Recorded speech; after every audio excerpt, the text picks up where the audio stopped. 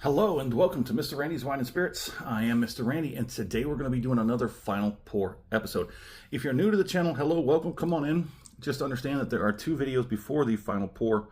We'll get to that in just a moment because I don't want to leave these others behind. All my returning viewers, you know it's always good to see you. Come on in.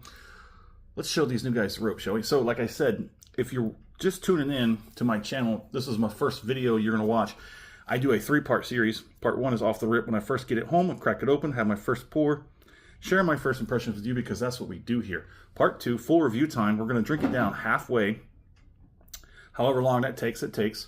But then I'll put the cap back on it, put it on the shelf, let it sit for a week and a half, 2 weeks. I'll let it open up, let it off gas. Over time, as you open, pour, you're also doing the same thing, refreshing. The gas is in here, out, fresh oxygen in, and the process continues.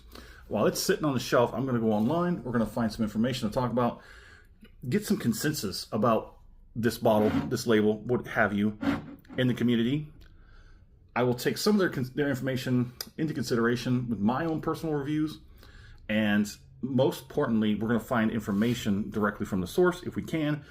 Other reliable sources may chime in. Again, I have to take that with a grain of salt and decide what's worthy of actually, telling you. Time is valuable, so shut up and keep rolling, right? Right. So today, the Final Pour, thusly named, episode 3. We're going to have this Final Pour in the glass. That looks like more than a pour. And we're going to compare it to the first pour off the rip and everything in between. So we are talking today about the Campo Bravo Tequila Reposado. 100% agave, azul, 40% alcohol by volume. There's a few things written on the sides. I just wanted to make sure we got all those covered. And we'll take a quick look at the back side, all the way down at the bottom there. Yeah, so there he is. There's your NOM 1566. Just getting into that, understanding what that is. It means that is the certification that the distillery was given when they were certified. Yeah, I think this is going to be a little more, yeah. I love how now I love that because it tells me about right where I want to go. There's a little bit going to be left in here, but believe you me, it ain't going to last the night. It's only one more, not even yeah, maybe about another pour in there. Sometimes I misjudge it when you got these tall bottles, but let's take a look at that. It's got a nice little golden hue, probably like a light straw. We did that in the full review video. If you're interested in all that extra little tidbit of information, go ahead and check that out. So, those of you who've already watched the two previous videos, you know I had some things to say about this one. It was difficult to find. First of all, the 750 was difficult to find. The 1 liter and the 1.75, excuse me, was easy to find. The liter, not so much, but the 1.75s were almost everywhere. I don't like picking up those huge juggo juices, unless I'm pretty sure it's something I'm going to like. Also, a caveat to that is I don't like it to take so long with the review process. A 750, like I said, takes about a week and a half to 2 weeks for the process of going down to this part and then from mid part down to the last pour. That all from off the rip to where we are here today, the whole process usually takes between about 5 and 6 weeks. So what I do is I have several bottles on the shelf. Every weekend I will go out and pick 3 bottles. Sometimes a tequila, sometimes a bourbon, sometimes Irish, Scotch, what have you. Plenty to choose from out there. So I try to rotate those options out as often as I can. There's a little variety, a little spice of life. On the nose, I'm getting very staunchy. I've been using that word a lot lately, I know.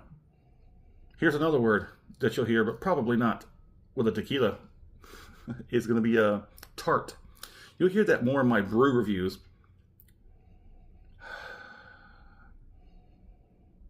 So we got a very strong nosing profile here.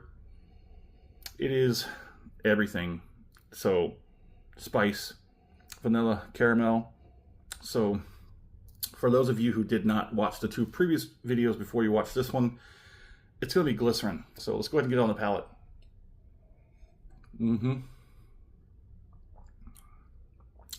Immediately, I can taste it. Yeah.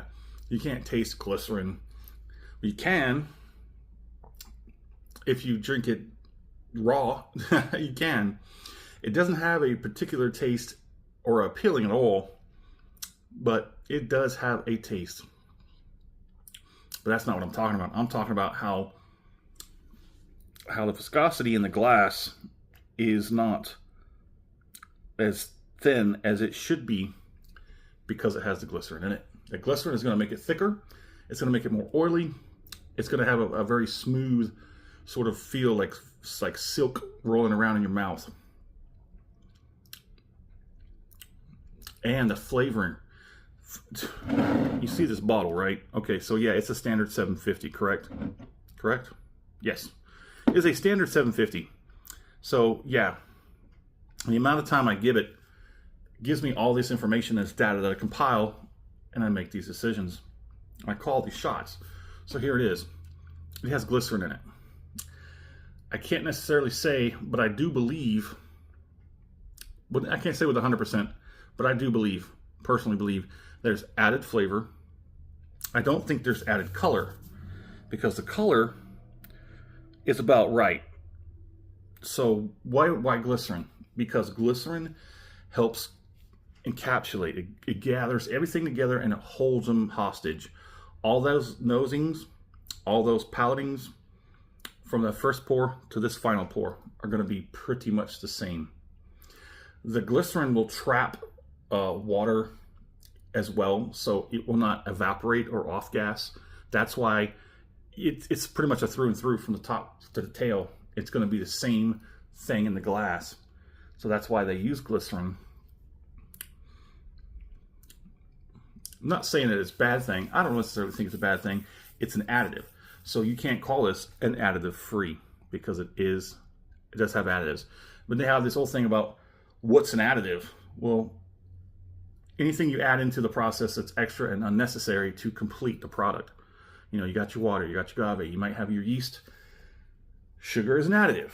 These plants and whatnot already have sugars in them. There's several different types of agave. It just says it's 100% blue agave. There are a bunch of different plants like that. And they each have different profiles. Some have more sugars and some have a little more tartness to it. So I wasn't going to use it, and I did. I found a way. Anywho, let's go ahead and get the second one on. Yep, that's definitely glycerin.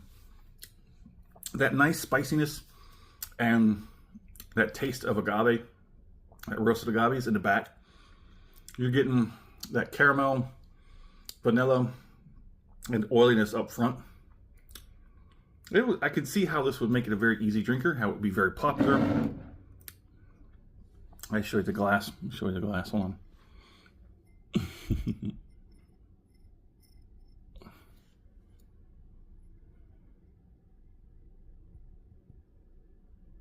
You saw that they looked better the first time I showed you.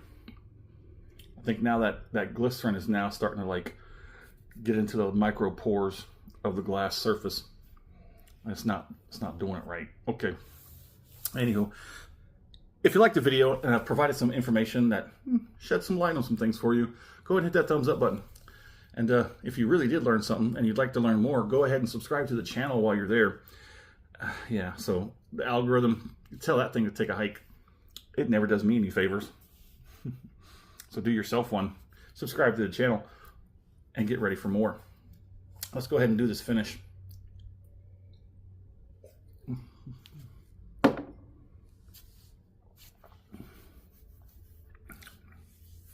I can't remember the score I gave it on the full review.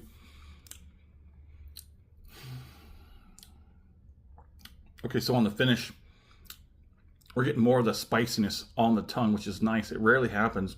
It didn't happen on the first one. It didn't happen on the second paling, but on the finish, I got more spice on the tongue. It woke that tongue up. There is not a whole lot of warmth or heat to mention on the back end, so we'll move on.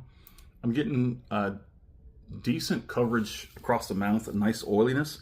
Again, there's that glycerin But there's some gum action, some cheek, some jowls. There is a sort of aftertaste. It does akin to, excuse me, that cardboard on the tongue feeling. Not whole hot, not very heavy-handed, but it's there. And it's just like that unnecessarily unnatural sweetness that sometimes they use on candies. I haven't had candy in such a long time, but I remember where they used to use real sugars and they started using substitutes. Then it's just basically slamming a bunch of chemicals together and the kids are growing up all weird. Well, there it is. From top to tail, glycerin keeps it all the same. There it is. So in the comment section, would love to know where in the world you're at. What are you currently drinking? Is there anything going around you in the world of libation? Have you had the Campo Bravo? If you have, let's talk about it. Love to know what you think and what you feel about it. And as always, thanks for stopping by here at Mr. Randy's Wine and Spirits. Yeah, that'll be gone in a few minutes. Yeah, see, that was 2 pours.